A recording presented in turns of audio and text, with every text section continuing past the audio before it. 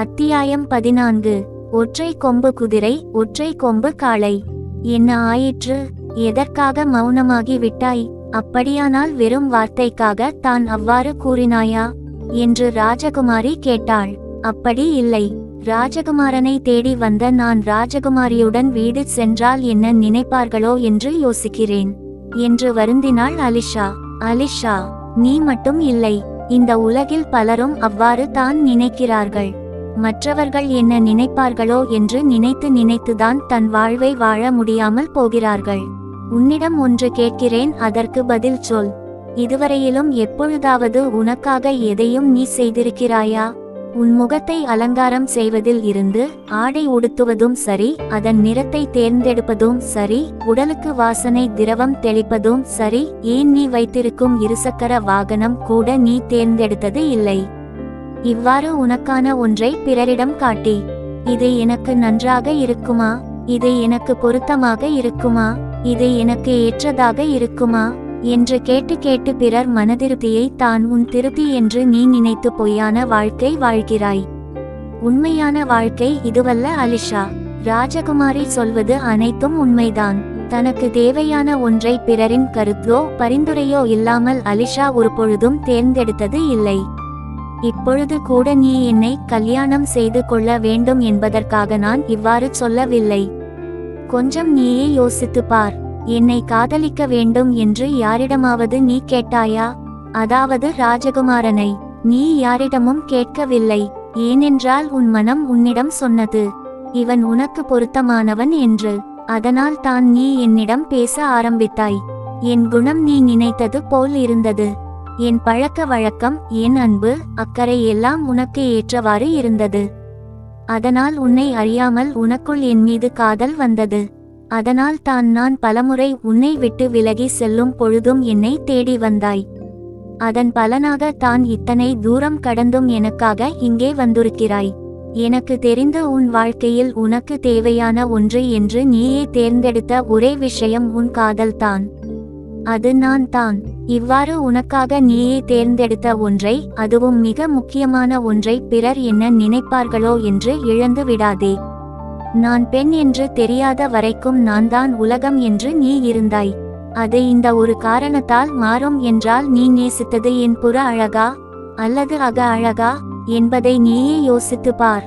என் இனம் என்ன நினைத்தாலும் சரி என்று மனித இனத்தை சேர்ந்த கிரிஷை நான் காதல் செய்தேன். பல இன்னல்களுக்கு பின்பும் மீண்டும் மனித இனத்தை சேர்ந்த உன்னை நேசிக்கிறேன்.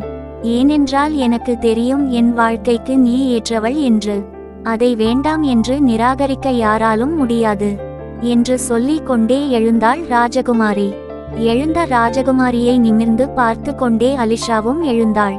ஒரு 10 நிமிடம் நீ தனிமையில் இருந்து யோசி. ஒரு பெண் நமக்கு துணையாக வந்தால் வாழ்க்கை நன்றாக இருக்குமா என்று யோசிக்காமல், நான் உனக்கு பொருத்தமாக இருப்பேனா என்று யோசித்து பார். என் குணம், மனம் எல்லாம் என்று மட்டும் யோசித்து பார் என்று ராஜகுமாரி சொல்லும் நேரம். இதில் யோசிக்க என்ன உள்ளது? உன்னை விட எனக்கு பொருத்தமானவர் யாரும் இல்லை. அது எனக்கு நன்றாக தெரியும். அதனால் தான் நீ பெண் என்று தெரிந்தும் இத்தனை தூரம் கடந்து உன்னை வந்திருப்பேனா என்று அலிஷா கேட்டாள். பின் எதற்காக இவ்வளவு தூரம் யோசிக்கிறாய்? என் யோசனை எல்லாம் ஒரே விஷயம்தான். அது நீ ஆணல்ல, பெண் என்பது தான். பிறருக்காக நாம் வாழவில்லை என்றாலும் பிறரும் நம் வாழ்வில் ஒரு அங்கம்தான்.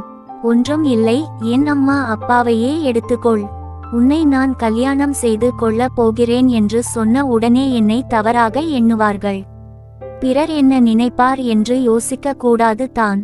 அதற்காக நம்மை தூக்கி வளர்த்த பெற்றோர் என்ன நினைப்பார் என்று கூட யோசிக்க கூடாதா? கட்டாயம் யோசித்தே ஆக வேண்டும். ஏனென்றால் நம்மை சந்தோஷப்படுத்தி பார்த்த அவர்களை நாமும் சந்தோஷப்படுத்தி பார்க்க வேண்டும். சந்தோஷத்தை கொடுக்கவில்லை என்றாலும் சரி, கூடுமான வரையிலும் துக்கத்தையும் வருத்தத்தையும் கொடுக்க கூடாது. அதனால் தான் யோசிக்கிறேன். அலிஷாவின் இந்த வார்த்தைகள் ராஜகுமாரியை யோசிக்க வைத்தாலும் அவள் அவளது எண்ணத்தில் உறுதியாக இருந்தாள். அலிஷா, நான் மனித இனத்தை சேர்ந்தவனை காதலிக்கிறேன் என்று என் அம்மாவிற்கு தெரிந்ததும் அவர் என் மீது கோபம் கொள்ளவில்லை. சந்தோஷம் தான் அடைந்தார். ஏனென்றால் அது என் அம்மா. என்னை அவர் புரிந்து கொண்டார். அதுபோல் உன் அம்மாவும் உன்னை புரிந்து கொள்வார். அதில் எனக்கு நம்பிக்கை இருக்கிறது. ராஜகுமாரி, உன் அன்னை உன்னை போல் மனித உருவில் எங்களுடன் பழகி இருக்கிறார். அதனால் அவர் உன் காதலை ஏற்றுக்கொண்டார்.